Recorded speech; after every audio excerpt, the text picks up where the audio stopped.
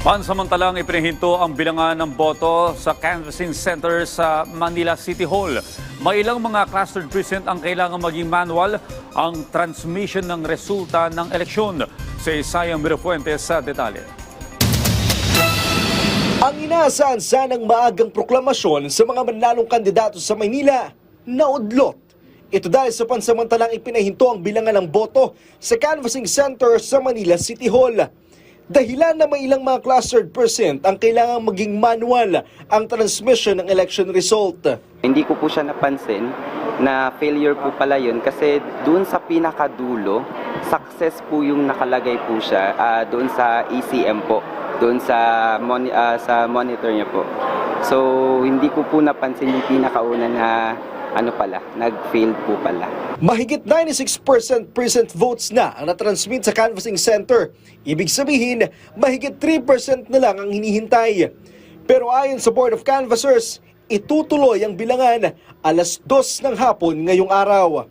Sa kabila niyan, sa kauna-unahang pagkakataon matapos ang botohan, muling umapak sa Manila City Hall ang nangunguna sa pagkaalkalde ng Maynila na si dating Manila City Mayor Isko Moreno. Thank you very much mga batang Maynila. Thank you very much sa mga nanay at tatay ko. Thank you very much.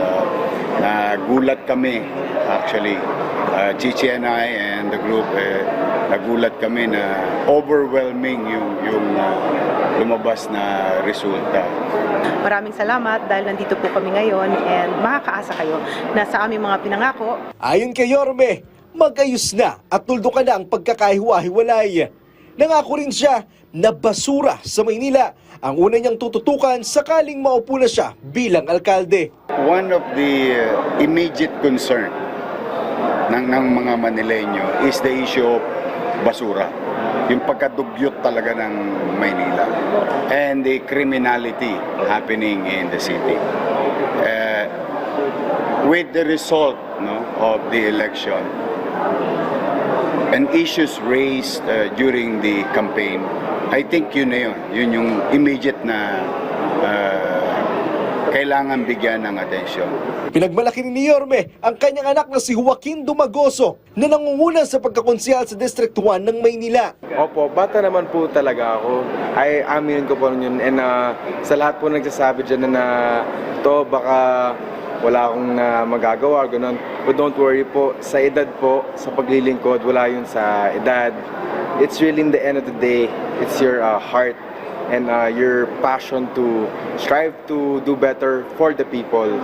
Samantala, nag-concede na ang isa sa mga tumatakbong alkalde ng Maynila na si Sam Versosa.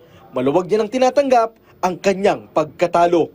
Isaiah Mirafuentes para sa Pambansang TV sa Bagong Pilipinas.